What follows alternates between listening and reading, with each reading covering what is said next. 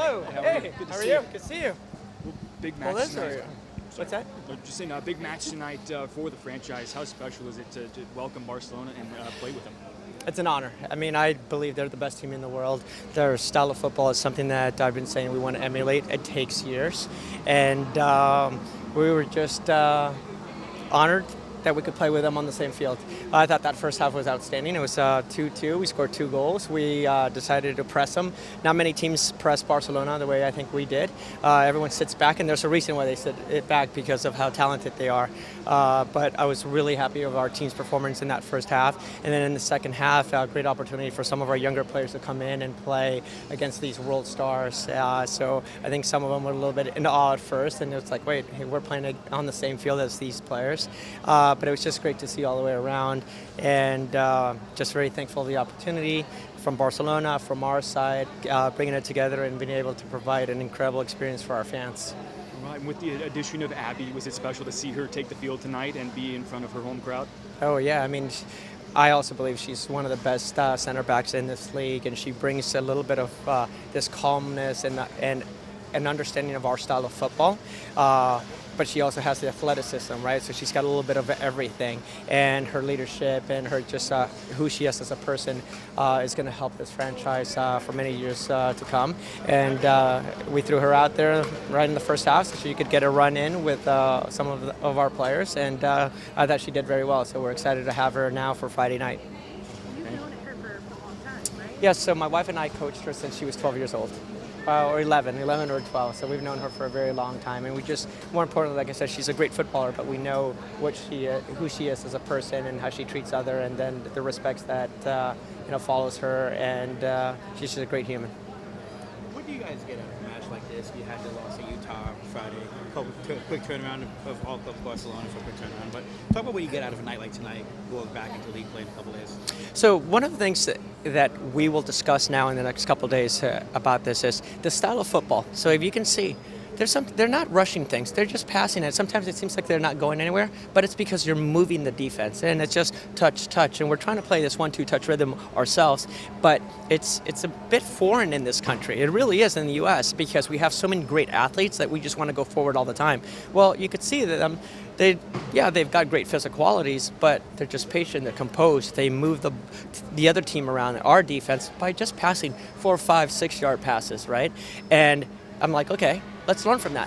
It can be done. You don't have to rush things. Look how you solve problems. I'm always asking our players, don't send it, don't clear it. I don't care if we give up goals right now. Play with that confidence. Spin out. Play your goalkeeper. Play the 6. I'm sure fans and everyone else, and even my coaching staff sometimes are like, no, clear it. I'm like, no. We're calm. We can play this way. But you have to ask them to do it. You have to give them the belief, and you have to let them fail and let them give up goals and go, look, it's okay. It'll come out. And when they see this, we're going to learn from that. But then also, it should give us confidence because look at that first half. We decided to press them. We're like, look, we can press. You've got to believe in yourself. So you've got to be brave. And let's make it difficult for them because very few teams will try to press Barcelona because they're able to get out of almost everything. And we create opportunity. I mean, we could have scored another 2 or 3 goals in that first half. So that's a lot to go off on, and especially after that difficult loss against Utah. Frustrating that... Look, there's no excuses, but flying into Utah, our legs were heavy, a little bit tired, and we looked good in the first half and then just kind of ran a little bit out of steam. And then later in the second half, we picked it up. We were all over them. But that's kind of been our season a little bit. An own goal, an unfortunate goal. But the players feel pretty good about this game. So hopefully we'll go into Friday's game with that confidence and excitement of go out there and get the 3 points playing our style of football. So pretty much a lot you can build off of, at least from minute 1 to 89 at least. Yeah. Yeah, absolutely. Yep. So Coach, both of the goals tonight came off that high press. Plus, there were a couple others that we could have had a couple others as you were alluding to earlier. But is this the kind of football that you've envisioned this entire time as you've grown the team through the season? Absolutely. High pressing style of football, similar to Barcelona. But then the key is when you win it, understanding, do you go forward or do you connect 2 or 3 passes to get out of the pressure and then bring it back around and being patient? So it's understanding moments, recognizing what the other team gives you, and then recognizing moments when to go forward and when to be calm and just control where you're moving the ball around. So But as far as the defending, exactly. I want to press teams and I want to make it difficult for them. It also looked like on the press you had multiple formation changes when you were pressing. It kind of confused the Barcelona team a little bit. So it's not a formation change, it's who presses and when they press, and it's recognizing. Sometimes we press with our wide forwards, the 7 and 11. Sometimes we'll press with our 9 or center forward, and sometimes we'll press with our 8 and 10. So it all depends on where the ball is and the movement, but that also takes time because if you give them all that, sometimes this has been difficult. It's like, wait, they just want one answer. I'm like, no, that's not the game of football, and they're starting to understand it. And if we can defend that way against the best team in the world, let's bring it on against anyone else. And then Asisat gets that very, very good individual play where it comes to her, gets on her foot, and she puts it in for that first goal. How does that make you feel for the rest of the season knowing that it's finally coming to her and getting at? Well, that's very important for any strikers. Strikers sometimes they're hot and cold, but when they get a goal, it's just getting into that rhythm, and this is important. She scored a goal against her former team, right? And she had a couple other opportunities. She had one that I thought was going in, or it was maybe 10 yards, but at least she found the goal. And forwards, that's what they just crave. And I know she's been kind of fighting that and wanting to score, but now hopefully it puts her at ease, and she's able to do it a lot more than the rest of the season. Managing against Barcelona, I know it's a friendly and the results are winning, but where does this fall for you in your soccer bucket list? I'm curious. Honestly, it's got to be up there because Barcelona, the club, I've been a fan since I was 10 years old. I've been following them since that long. My hero growing up was Diego Maradona. When he went to Barcelona, that's when I really started following them.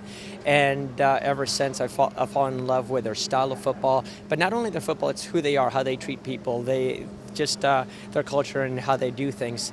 And there's a lot of respect for the game. There's a lot of respect for their opponents and everyone else that they're around. And I've been fortunate to spend time there, so I've seen just their training and the way they just treat everyone, right? And they let their players enjoy their football, obviously with some direction. So the fact that we were able to play against a club that I have followed all my life, that I absolutely love their type of football, and the best team in the world, and also the best player, in my opinion, in the world, Aitana Bonmati. Outside of all of our players, right? But Aitana is, I saw her play live a few years ago before she really had made a name for herself. And within 5 minutes, I said, oh my gosh, who is this? She's absolutely incredible. And I was just mesmerized by her quality.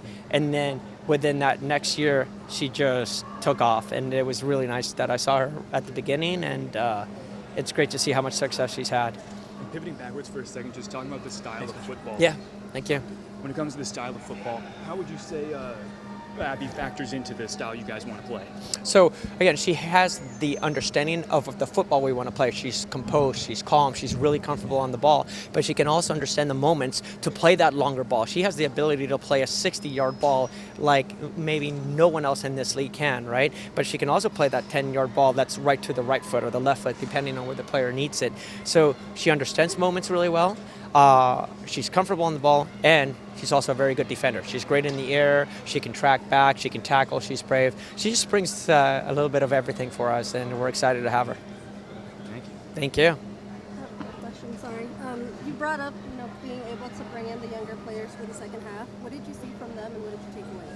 So what you see with them, and this is what I've been saying all season long, is their energy, their excitement, right? Regardless of how the game's going on, we know that we're going to get everything from them. They don't leave anything behind on the field, and it's just that mentality and the understanding that they're here and it's a process and they're going to get better, right? So whether they play 5 minutes or 45 minutes, they always give us the same kind of energy, and they have a great attitude toward the game. So I really appreciate that, and they're trying to do the things that we ask them to do. So credit to them under these difficult conditions, especially in that second half. What did you think of Emmy Allen's performance? She had those back-to-back saves that I thought were very good. So again, very happy for Emmy because she played in a game during the Summer Cup against San Diego, and it was the first time ever playing with us. And I think that was a little bit difficult for her because you're kind of like your first experience, a little bit shell-shocked. And then I knew it was just a matter of time because we see it every day in practice. She's outstanding, and finally she gets her second opportunity against Barcelona out of all teams, and she came out and did what she's been doing for months for us. So it's nice that she was able to have a great performance like she did in that second half. So at the end, Barcelona brought in a couple of their big guns. They said, it seemed like it was like, hey, this score isn't enough.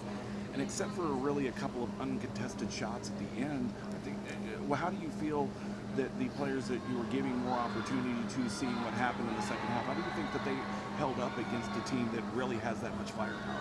Again, I thought they did very well. They listened to the instructions, so we asked them. We knew we weren't going to attack as much, and it was just going to pick our moments. And we had one there with almost Alyssa when she got in and around there. But it was all about being compact, organized, and not letting them play through the middle, because they can play through almost anyone. I mean, through anyone, right? And that's what we asked them. Let's defend the middle. Let them play around, try to defend the crosses, which we did well. But there's so much quality there that at the very end, your legs get a little bit tired when you're having to chase and cover for so long. But it just shows that they were able to listen to the instructions, applied it, and then a couple of those goals were quality. I mean, they're finishing from outside the box. I mean, there's not much you can do, but we were organized for the most part, and credit to all the younger players. Now, in the first half, Asisat had that cross pass right at the top of the 6, which I was just saying, like, no, I was like, oh God, that's got to be a goal. But how do you feel that has also become part of her game? She used to be a little more bullish towards the goal, trying to get the shot, and to see her making that pass to try to say, like, I haven't got the angle, let me see what else I can do. Where does that make you feel about how she's starting to gel with the rest of the team? Well, that's very important, because now she's become a much more of a team player, right? And you have to find the right balance, because as a forward, you want them to be greedy and aggressive and going to goal, but then you also have to understand moments that there's someone that's in a better position to score, and she's starting to do that. And it's not only her, it's also Rudy, Kundananji, we call her Rudy. But going back to Asisat, she really is finally starting to find this balance, but we see it at practice as well. Okay, she's finishing, but she's finding her teammates more than she has before. But that also comes with time, trusting your players, understanding where they're going to be, and it's it's a process. It's a process, and every day, most of the days, we take a step forward. Every once in a while, we take a step back, but hey, we're constantly moving forward. And what did you think about the connection between Rachel Hill and Rudy, as you were referring to earlier, in the first half on that second goal? That seemed to be like something they've been working on for a while there, where expecting that pass to come across now. Yeah, so it's not necessarily that we've been working on it, it's what we ask of our players, to be in certain positions, to press in a certain way. And what I loved about Rachel and Rudy is they have a mindset that they're willing to work for the team defensively, because that you see them, they're just always applying pressure at the appropriate times, and they're working off each other's energy. But then when they do that, the rest of the team follows as well. And I have to give them, Rachel and Rudy, a lot of credit. And Nasty said, but the rest of the team. But those two started kind of depressing when we decided to press. And that's what we've been getting from them. And now it needs to continue for the rest of the season. We can't have games that we choose not to do that. All right. Thank you, You guys, thank you. Appreciate it. Appreciate it.